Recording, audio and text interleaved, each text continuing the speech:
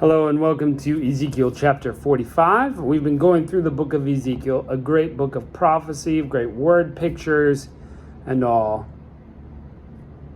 This section of the book, he's been going over the temple in a vision, and this vision is to shame the people of Israel because they've strayed away from God, and it's to try to get them back on track and doing what they know they should be doing. So let's see what he's got to say today. Chapter 45, verse 1. Moreover, when you divide by lot the land for inheritance, you shall offer an offering to Yahweh, a holy portion of the land. The length shall be the length of 25,000 reeds, and the width shall be 10,000. It shall be holy in all of its border all around. Of this there shall be 500 by 500 square for the holy place, and 50 cubits for its pasture lands all around. So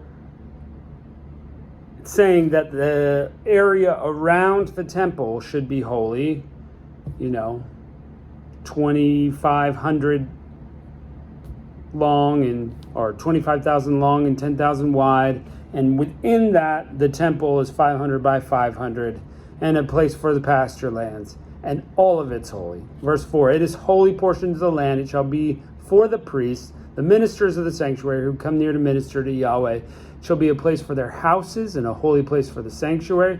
25,000 cubits in length and 10,000 in width shall be for the Levites, the ministers of the house, as a possession for themselves for 20 rooms. You shall appoint the possession of the city 5,000 cubits wide and 25,000 long, side by side with an offering of the holy portion. It shall be for the whole house of Israel.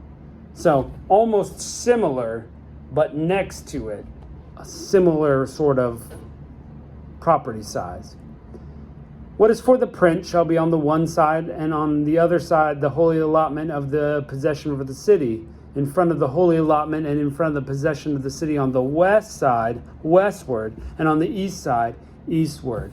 And in the length corresponding to one of the portions from the west border to the east border. In the land it shall be to him for a possession of Israel. My princes shall no more oppress my people, but they shall give land to the house of Israel according to their tribes. God's giving them the avenue for success. Will they take it?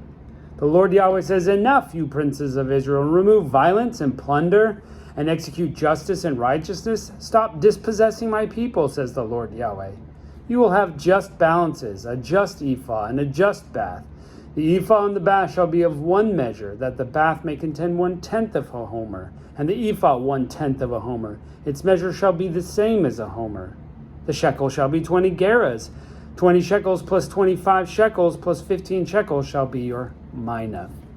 So we're going to get all our currency to be right. So this is sounding to me like we're going to do this because you guys were doing the opposite before. You're cheating each other. Your measurements were off so that you could benefit over someone else. Your money situation was not right. You got to get that right so you're honest with each other.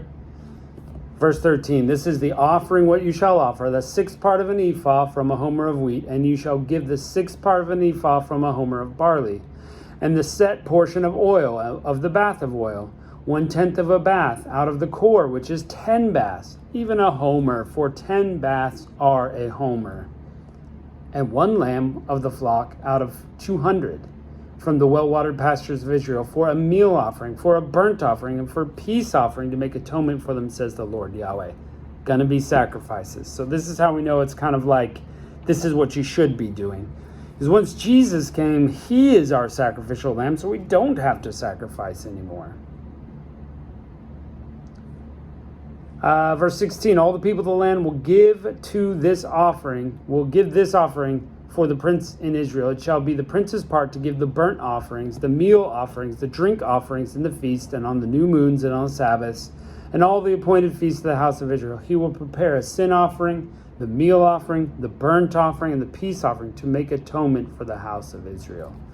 And they're using the word prince, so maybe that's like the high priest.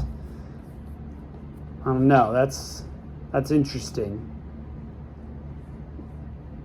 And maybe he's just furnishing while the priests are actually doing the offering. The wording is a little bit unspecific there. I would imagine that's how it would go, that you give the stuff to the prince would bring it on behalf of the people, the priest would actually do the work. The Lord Yahweh says, in the first month, on the first day of the month, you'll take a young bull without defects and cleanse the sanctuary. The priest shall take the blood of the sin offering and put it on the doorpost of the house, on the four corners of the ledge of the altar, the post gate of the inner court. You shall do this on the seventh day of the month for everyone who errs, and for him who is simple, you shall make an atonement for the house. That's pretty straightforward from the law before. They did that. They would put blood on the earlobe and the toe and all this kind of stuff. So Ezekiel may be reminding them, this is what you should be doing. Are you going to do it? In the first month, on the 14th day of the month, you shall have the Passover, a feast of 7 days. Unleavened bread shall be eaten.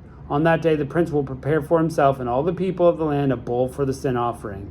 7 days of the feast he shall prepare burnt offering to Yahweh, 7 bulls and 7 rams without defect daily the 7 days, and a male goat daily for the sin offering. He will prepare a meal offering of an ephah for a bull, an ephah for a ram, and a hin of oil to an ephah. So again, this is straight from the law. First month, 14th day, that's how it is. Every time on the calendar. You guys aren't doing it. You need to get yourself together. The 7th month, on the 15th day of the month during the feast, he will do like that for 7 days. He will make the same provision for an offering, burnt offering, a meal offering, and the oil. Another holy feast in the 7th month. So all this is no shocker. It's as it should be, as it's supposed to be. Yeah. I mean, this is to get them to do what they're supposed to be doing, get them back on track. Here's what you should do. But the problem is they're humans and they're going to get off track. That's why Jesus needs to be on the scene.